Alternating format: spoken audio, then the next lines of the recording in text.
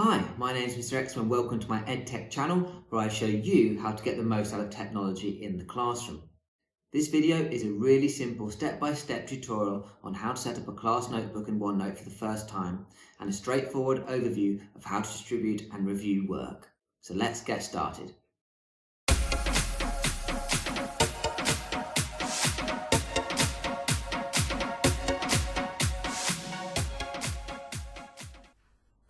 So class notebooks are part of Office 365, so if you've got an Education Office 365 account, you'll be able to do this.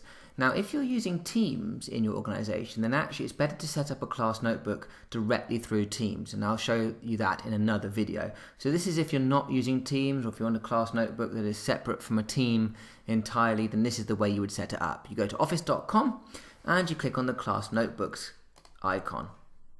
Now, in order to set up class notebooks and manage class notebooks, you have to do this on this online section here under class notebook. As you can see, you've got a few different options. So what I want to do is I want to create a class notebook. I give it a title, for example. This is what you'll get on your class notebook. You'll get these three areas. I'll talk about those in a bit. So you can't change anything on that one. Click next. You can add another teacher if you want. Maybe it's a co-teacher, you need to be able to see each other's work. Maybe it's your head of faculty, so for work scrutiny they can just see what's going on in your set. Very simple, so you can do that. You can come back and do that at a later date though. There's no reason to do it straight away if you don't want to. And similarly, you can add student names here now, or you can do it later once you've got things set up. Then you're going to design which sort of sections you have in the notebook, bearing in mind that a class notebook is pretty much like a replacement for a physical file. So this is basically how you might want to have your file set out if you were getting them to organise their notes and all their classwork. So you might want it by the kind of type of thing that they're doing, or you might want to do it by the topic that you're teaching. I do mine by topic, so I'm going to get rid of these four sections here and add in a section here called Topic 1, cells, for example. Topic 2, respiration. So you can set this up how you want, but again, don't worry, you don't need to add all your sections in now. You can add more in later on. When you're happy with the sort of basic start of this notebook, you just go there and you can see the preview. This is basically what it's going to look like, but we'll come and have a look at that in a minute. And then you just click create. Now it can take a bit of time to set this all up, so just be patient. Okay, when it's done, you've got these options here: open in OneNote, open in OneNote Online. Actually, I think the best thing to do is to go back to home, and I'll explain why. Something that is not switched on by default in the class notebook is an area called the teacher only area. And so really what you want to do is, before you do anything else, is you want to go and now switch that on. To do that, you now go to manage notebooks, and you'll see your notebooks there. Here's the one I've just set up. I can click on it, and now I'm going to do this button here, enable teacher only section group.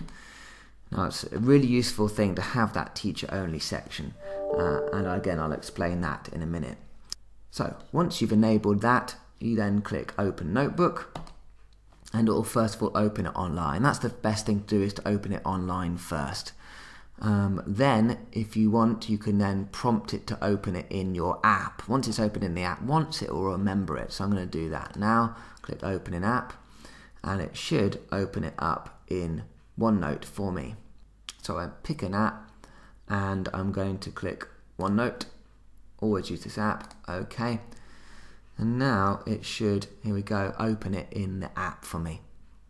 And like I said, once I've done this once, it will remember it. So I won't have to load it up like this again. However, if you ever can't find it, your default option is to go to the class notebook section on Office 365, and you should always be able to find your notebook in there and view it online. So here we go. This is my class notebook. It gives me a bit of sort of welcome advice here. Those are just general pages with some links and things for training. And here are the areas that are important: your collaboration space, your content library, and your teacher only area. Now let me show you a class notebook that I've already added some students to and already added some content to give you a bit more information about this.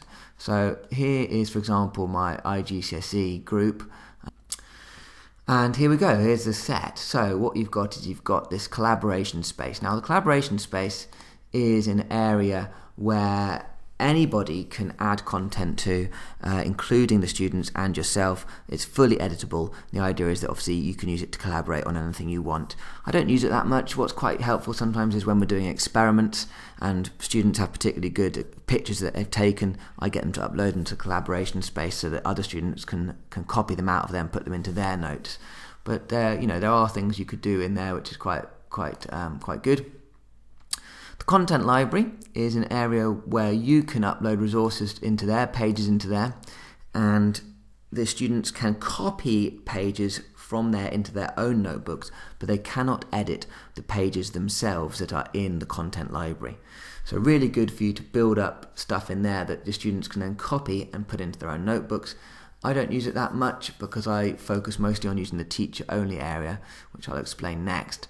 But content library, perhaps you would put extension material in there, resources in there that they don't necessarily need in all their notebooks, but you could say that they can go into the content library and dip into those resources there and copy them into their own notebooks if they want. So what I use mostly is my teacher-only area. Now this is basically my sort of hard copy, my master copy of everything that I'm doing. The students cannot see this area of class notebook. They can only see the collaboration space, the content library, and their own area as well. When I've got this teacher-only area, which allows me to create as many pages as I want and sections in here that I want, I can work on these, I can fiddle away on these, I can get these ready, and when I'm ready for them to be go into the pupils' notebooks, I will then distribute those pages at the appropriate time. Okay, so for example here in Study Book 12, I've got some questions, some exam questions here that I've put in. It's just a PDF that I've printed into OneNote, and I'm going to want the pupils to be able to complete this. So the way I do that is I go to Class Notebook and I go to Distribute Page and make sure that one's highlighted. I click on Distribute Page. I could select a couple of pages if I want. Select 3 for example. I click on this one just for now and I do Distribute Page, and it will ask me where do I want that page distributed. Now I've set up sections in the pupils areas first with the same names as my section by doing Distribute New Section. So when I've made a Study Book 12 section, I then make a Study Book 12 section for each of them. And when I want to distribute pages, I just pick the relevant section and I click Distribute. And it will then make a copy of that page into each of the pupils' own areas for them to complete. So if we have a look at that, for example, here's Fred, and I click on his Study Book 12, and we can see that he's completed that piece of work. I have also gone through and marked it here. And I've also copied and pasted in the mark scheme so you can see how he's got on with that particular piece of work. Very, very powerful indeed. In terms of marking work, you may think, well, it's a bit of a pain. I've got to go into each pupil and find the relevant page. Well, you don't. If you go to the Review Student Work button, Review Student Work, you can very easily pick that page you've distributed. Click Next, and you'll be able to jump from pupil to pupil and be able to mark their work just as you would do in class, moving from one person to the next. So it's really, really quick. You'll even remember where you left off on that particular pupil. So it's almost like when you're doing it on paper and you're marking a question at a time and going through the whole class. Not only that, once I finish marking, I might want to give some audio feedback. That's really easy to do. Go Insert and click Audio, and it will instantly start recording and create an audio file. You'll be also be able to ink at the same time, and it will match your ink with the audio, so they'll be able to see exactly what you were doing and writing as you were talking. Really, really powerful. There we go. Just click Stop. That's now added that audio down there for me for each pupil. I can also really quickly see when information was added by the students. You'll see there's a little initial by anything that they've added, and if I right click on that, then I'll be able to get a time and date stamp for that particular thing that was added to the page. So that's really helpful to a bit of accountability there. In terms of adding content to pages, well, that's also very, very straightforward. Here's a blank page. I can just click and type anywhere, make a text box which I can drag around. I can go to the Insert tab at the top. I can click print out, and that will print out onto the page any file really, PowerPoints, Words, PDFs. That means that they can easily ink or type over the top of them.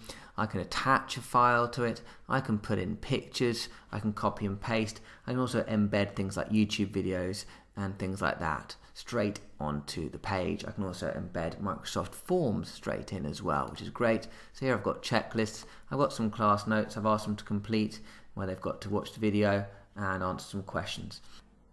Quick tip, if you've got images on the page, I like to set them as a background. Right click, set picture as background, and then this puts it straight to the back. So when I distribute this page to pupils, it's really easy for them to type and ink over the top. Otherwise I have to double click, and sometimes it moves the image around. But if I set it as background, it makes it straightforward. So really easy to create pages. How do the pupils access the OneNote? Well, when you set it up, it should send them an email link, which will look like this, which they can click on to open. If they've got any problems though, the best option is to do exactly what you did, to go on Office 365 and access it through there online. That is always the way that should work the safest. My final tip is that occasionally things don't appear in the pupils' areas as quickly as you would like. I usually try and distribute pages well before a lesson, but if you need to prompt OneNote, what you can do is you can right click up here on the title of the notebook, and you can do sync and sync this notebook, and quite often that will be enough to push it through and for it to appear on their areas as well. So there we go. That covers some of the basics of class notebooks. Also check out my really simple intro to OneNote, a perfect overview for both teachers and students. For now though, I hope that was useful, and thanks for watching. Don't forget to subscribe and click the bell icon for notifications. See you next time.